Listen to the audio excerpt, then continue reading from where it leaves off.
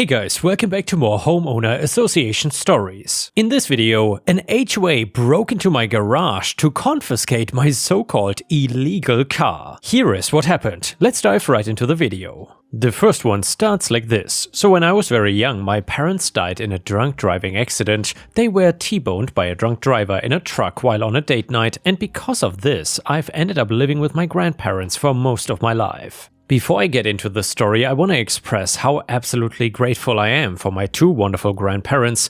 They helped raise me, and my upbringing under their watch has shaped me into the person I am today. I have them to thank for what I sincerely hope is a good character and a decent moral compass. Because I grew up with my grandparents, I find that a lot of my hobbies and interests are similar to theirs. I listen to a lot of oldies, Sinatra, Louis Armstrong, Vera Lynn and the like, and I share some of my grandparents' hobbies, like my grandma's love for crocheting. We have a set routine where we crochet together for around an hour, and during that time we drink tea, listen to good music and share a lot of gossip. It's a ton of fun, and she also got me interested in shooting. This is important. We don't go hunting, but we do enjoy setting up targets and competing with each other once in a while. From my grandfather, I inherited an interest in cars, and my grandpa was not just a weak elderly man. Though he was old, he was extremely healthy, always keeping active and maintaining his spry spirit until he died. One of the many ways he kept active was by working on cars. My grandpa loved to work on cars, and from the stories he told me, he passed on that interest to my dad.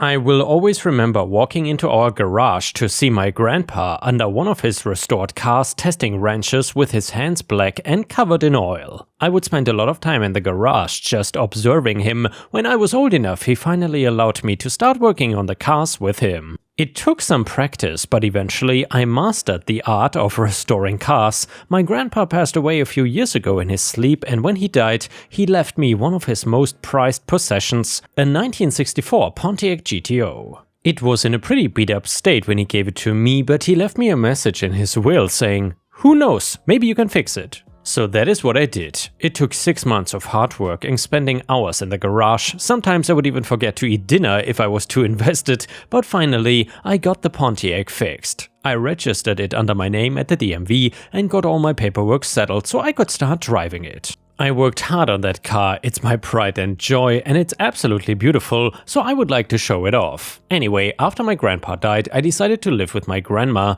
A lot of people judge me for this, saying that I'm mooching off of my grandma. I'm in my late 20s, but it's hard to get a house nowadays, and I would like to be there to take care of my grandma and keep her company. Her neighborhood has an active HOA, aka Homeowners Association, but we both thought it best to not become members. My grandma commented that she didn't want her freedoms taken away by some yuppies telling her what to do with her house. I always heard about the horror stories associated with HOAs, so I thought it would be better not to join as to avoid them. Boy, was I wrong. All in all, I'm pretty sure my neighbors, at least on my street, don't mind the Pontiac. Most of them are elderly people around my grandma's age, and they often compliment my Pontiac because it's an older model and because I fixed it up myself. However, I started receiving letters at my doorstep in regards to the car. The first one was a bit more formal, requesting me to stop driving the car around since it was an eyesore and was causing a disturbance with how loud it was. I do have to admit, the engine is a bit janky, so the exhaust sputters a lot. I'm trying to get the issue fixed, but I've been working late hours, so I cannot really work on the car. As for the eyesore thing, I wasn't really sure what they are talking about. The car is pure black, none of those flashy colors, stickers or covers. They might just have a distaste of classic cars, but I digress. Anyway, I noticed the letter was signed by the HOA, and obviously my grandma and I are not part of the HOA, so we just ignored the letter, but that did not stop them. The more I ignored the letters, the more frequent they would become. The reasonings behind the letter varied from the car is too loud to it's too dangerous to operate such a vehicle and it being supposedly illegal. Like I said, I had all the paperwork needed to prove that the car was good enough to drive. The letters also became increasingly threatening. They gave us warnings that ranged from "we will have your car towed and fine you" to "we will get you removed from your property." Again, as this was not a formal complaint and didn't involve the law, I was not too worried. It was just annoying because my grandma and I were not even part of this HOA. What happened next was told to me by my grandma, so I might not have all the details. Anyway, a few days ago, at around 1 in the afternoon, I went out for lunch with one of my friends. A few hours into lunch, I got a call from my grandma telling me the garage got broken into. I obviously panicked, but she sounded calm on the phone and reassured me that I could finish my lunch. I was not having it, so I explained the situation to my friend, and luckily he was very understanding and drove me home. I came home to find cops outside my house talking to my grandma. After they took her statement, I asked my grandma what happened, and this is what she told me. Apparently, while I was out at lunch, an HOA representative had stopped by trying to find me. She had been accompanied by a tow truck driver, but it turns out it was not a tow truck driver at all. It was just some buff guy they found and dressed up in an attempt to intimidate me. The representative said that they had to confiscate my car because supposedly it violated the HOA bylaws. Seriously though? What bylaws dictate what kind of car you can drive? My grandma told them that I was not home and that we were not part of the HOA anyway, so the bylaws did not apply to us. The representative got really flustered and then added that it didn't matter if we were not part of the HOA because our neighbors were members and their concerns about the car were thus their HOA concerns. My grandma said that she wanted concrete proof that the neighbors were complaining about the car and then told them off. The HOA representative got really disgruntled but left with the tow truck driver. An hour later, my grandma heard some commotion in the garage from upstairs. She knew I was still out, so she went down to investigate. She found the HOA representative and the supposed tow truck driver in the garage messing with my car.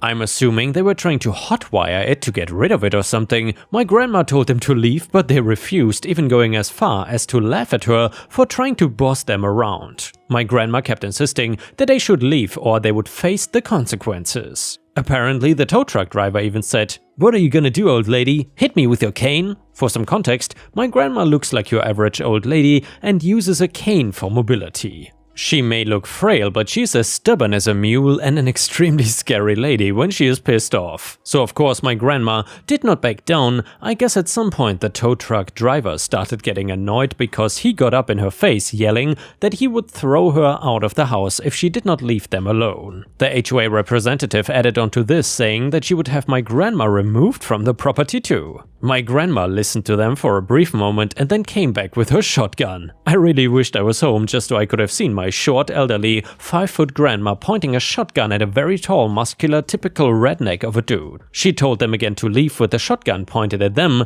They started vehemently apologizing and begging her not to shoot them. Of course she didn't fire at them, but the shotgun successfully scared them off. After they ran out, my grandma called me and then called the police. The police began investigating the situation, and not long after, the HOA representative and the supposed tow truck driver were dutifully arrested. They both tried to plead not guilty, claiming that my grandmother was delusional and pointed a gun at them for no reason when they approached her about the car. However, I have video cameras set up all over my house. The ones in the front yard caught them walking towards my garage with a crowbar and other tools around the time of the break-in, which I'm sure is evidence enough. The jury quickly found them guilty and charged them with breaking and entering, attempted grand theft auto, and verbal assault against my grandma. But it seems like it was the other way around. The news about the break-in started making headlines in my local town too. My neighbors were quick to support me and my grandma, believing that the HOA went too far, even if the car was causing trouble. Everyone began bashing the HOA in my town, and some members went as far as leaving the HOA in protest. Because of all the public backlash, the HOA finally gave us a formal apology in a statement to the local newspaper. They apologized for the actions of the representative and claimed that the woman did not reflect the HOA and its values. They dropped all the claims they had against me and my grandma, since the car was not causing any issues and we were not in the HOA to begin with. They fired the HOA representative that broke in and anyone else who was involved with the harassment letters. They ensured the public that they had implemented new measures and would retain their representatives to prevent something like this from happening again. I'm especially glad that my grandma did not get hurt in all of this. She's a tough lady, so she can handle herself clearly. I'm also glad we got that representative fired. Sucks to lose your job, but hey, you brought it upon yourself. Luckily, there was no damage done to the car and the garage only had a slight dent from the crowbar. We did get some money from the HOA to settle the case and make up for any damage done by the intruders. Of course, I'm still driving around my Pontiac and have received no complaints. Funny enough though, my grandma has been getting quite the reputation for scaring off the intruders with the shotgun. She had been getting tired of all the reporters asking her to spill the details on what happened, so I took her out for some quality grandson-grandma time. We went shooting, and when she was cleaning her gun, she laughed and said, "Those HOA folk won't be coming back anytime soon." And yeah, Ripe Stars, it seems like we all need a grandma to scare off ridiculous HOAs. I guess we have to add the obligatory "never mess with a grandma" to our dictionary. Either way, the next one is titled Grad School Pro Revenge. So this is a story that made its way around my graduate school last year. I was in a related program, but not this specific one. And by the way, if you've watched until here, I would very much appreciate it if you could subscribe to the channel, since that would help me tremendously. Thank you so much. So the Masters of Public Policy MPP students in my school are required to complete what is called a practicum, a year-long research project where you work with an actual government agency/policy institute. The practicum is supposed to be a project where you demonstrate everything you have learned over the 2-year program, and many students rely on it as an example of the research they are able to produce for job applications once they graduate. It's an important part of the program, and if you don't complete the practicum, you don't graduate. Foreshadowing. Needless to say, it's an extremely stressful project for the MPPs, and most students take it very seriously. Of course, you get lazy a-holes even in very high-ranking graduate programs. To put it in some context, this program is one of the top 10 in the entire country and arguably the best of its kind on the West Coast. This is a story of one of those a-holes getting the ultimate karmic beatdown. So basically, there were 3 members of this infamous group, 2 of which, Pat and Ryan, were very well known in the program as being very intelligent and driven students. However, Kieran, the 3rd member, was the complete opposite. He was an Indian kid that came from a very rich family, possibly book smart, but nobody knew for sure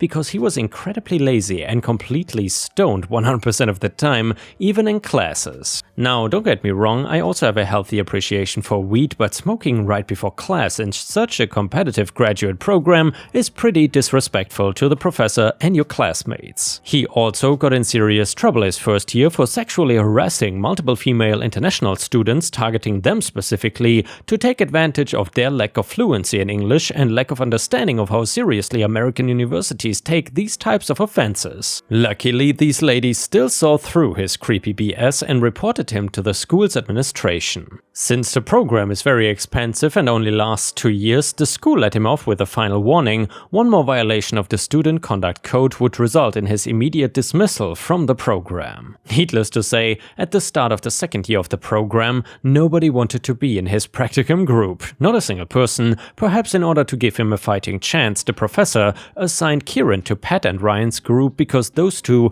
were known to be star pupils. They were also the only group that was made up of only males, so he would not have the desire to sexually harass them in the intimate research setting that they would be working in for the year. Naturally, Kieran did none of the work on the practicum, barely attending any of the group research sessions, and was completely high whenever he decided to give Pat and Ryan the pleasure of his company. This went on for the remainder of the academic year. Now, Pat and Ryan were known to be pretty friendly guys, but they did not take any BS from anyone. They confronted him multiple times about his lack of contribution to the practicum, but nothing ever changed. At this point, they could have just reported him to the professor, who would have removed him from the group and given him the chance to complete the practicum on his own. But Pat and Ryan had a much more devious plan in mind. After the 5th or 6th argument with him, they just gave up on trying to get him to work on the project. However, they kept him informed about the project's progress, emailing him about when they were meeting for group research sessions and what his share of the work would be. As expected, Kieran's behavior did not change.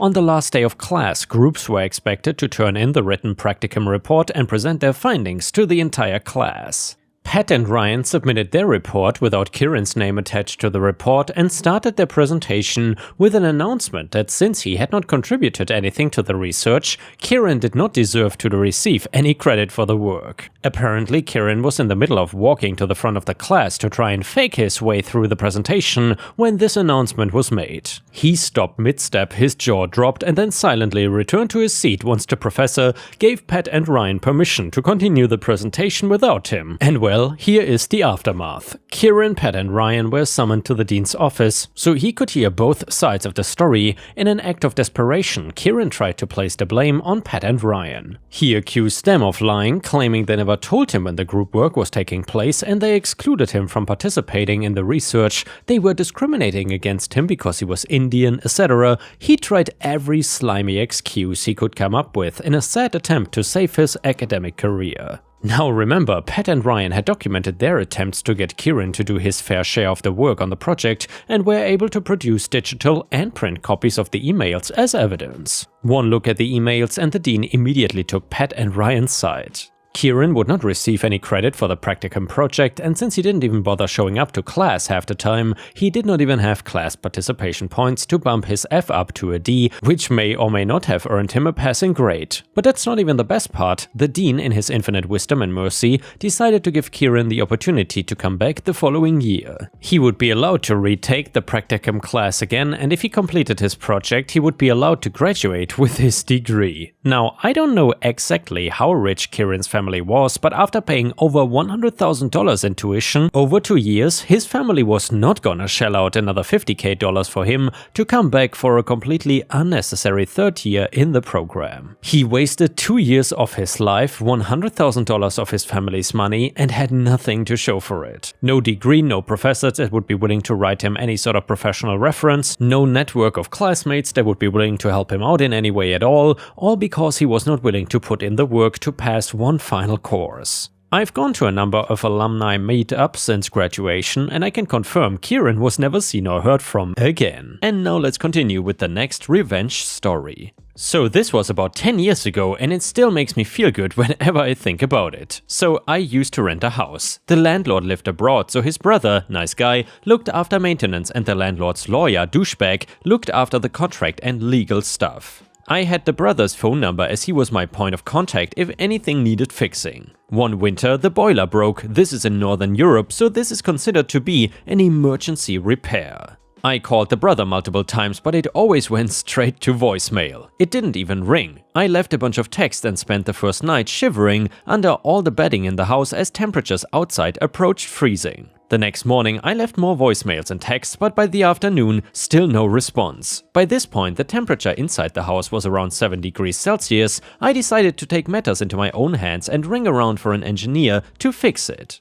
They came that evening, diagnosed the problem, a worn-out motor, removed the broken part, installed the new part, and billed me for parts and labor. I texted the brother to let him know what I had done, and a few days later, the brother finally responded and apologized for being out of touch. He had been on holiday. I said no major harm done, but I need reimbursement for the repair. He told me to call the lawyer and gave me his number. I called the lawyer and explained everything. He was like a brick wall, totally unreasonable, unsympathetic to the situation and accusatory to me, saying that I had broken the terms of the tenancy agreement. I said that they had also violated the agreement by not responding to an emergency repair in a reasonable amount of time. Under the circumstances, I felt I had no choice and hope we can come to some sort of agreement. He said no though. I asked whether we could split the bill. I pay for the labor and they pay for the part, which will remain in the boiler in their property indefinitely. He said no, and at that point said I should put this all down as a lesson learned and move on, and hung up on me.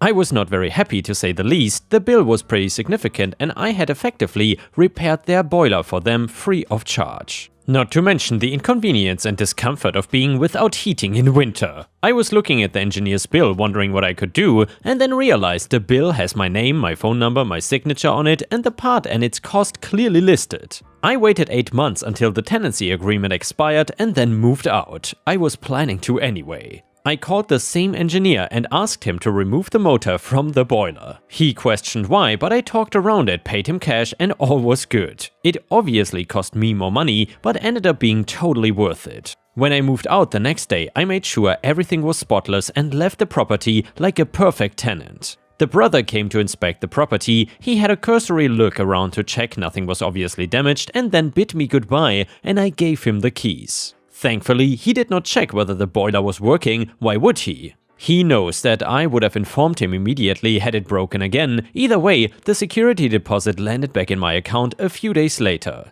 A couple of months went by and then I got a text from the brother asking if the boiler had been working okay when I left, and I said yeah. Why? No response. Next day, I got a phone call from the lawyer. He was furious. Lawyer, did you remove the motor from the boiler? Me, yes, why?